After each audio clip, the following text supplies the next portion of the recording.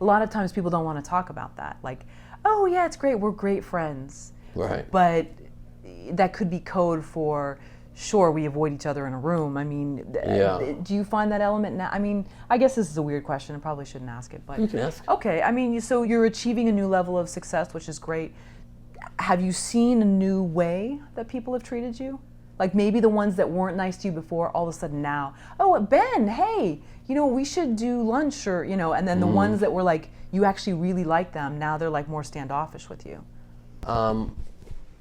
Yeah, a little bit, not bad. I try to be in my life just very outgoing and friendly towards everybody, whether they are less successful than me or more or the same or somebody I've never met before or a random audience member. I think everybody's the same and is of equal value, and I think that nobody's more important than anybody else. We're all floating on this, vast, unknowable universe on a little marble in outer space.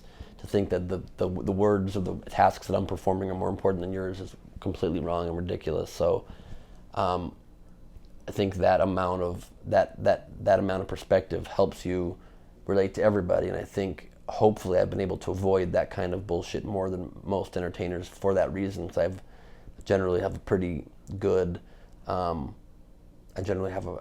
pretty good rapport with people, and I've found that people have just been very happy for the new level of success I found recently, and generally speaking, that is true. But I will say that, and I think, weirdly, I've in the last couple of weeks had very weird instances with two comedian friends of mine who were both very good friends, and then both I think just are acting weird and are seeing things skewed in a weird way. So, one of my former friends, and granted we had a falling out before this happened, but we had a falling out that was a respectful falling out, and then recently got drunk at the Improv and tore my picture off the wall. And that's something that, every comic in the back of their head kind of hopes you one day get your picture on the wall at the Improv. It's like one of the greatest honors in comedy, I think.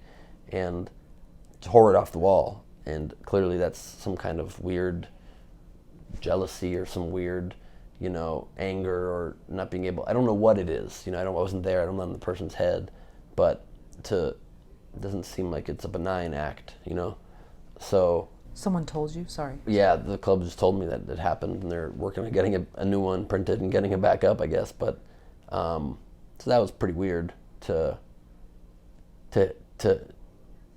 hear. But I think those are anomaly cases, and those are the times and the people I think that are, I don't know, they're probably going through their own things. I try not to take that kind of thing too personally. Thankfully, I don't have to deal with a lot of it. But you can't help but take it a little bit personally, because it's, but it's few and far between. Generally speaking, people seem to be very happy, and hope they are behind my back as well, but seem to be very nice, and I've always been happy for other people's success, so you'd hope to mostly get that in return. We're at the we're at the Vancouver Comedy Festival, and I was being seen by Eddie Brill, who was the Letterman booker at the time, and I did 9 minutes of clean material, so it was like 2 sets back to back, and I had a great set. And Eddie comes backstage and is talking to me, and he tells me in his first few words, like, Ben, you're great at what you do. Let me explain to you, though, why you're a year or two away from being on Letterman.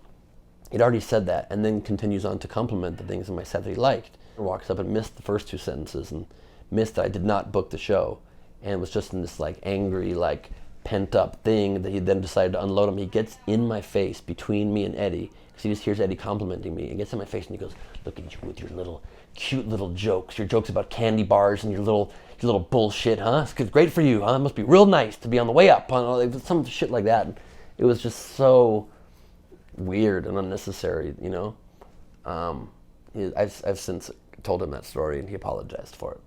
It doesn't matter, it's just a funny story. But we ended up doing Chelsea Lately together a few times. But people have weird moments, we had weird moments, I'm sure, as well.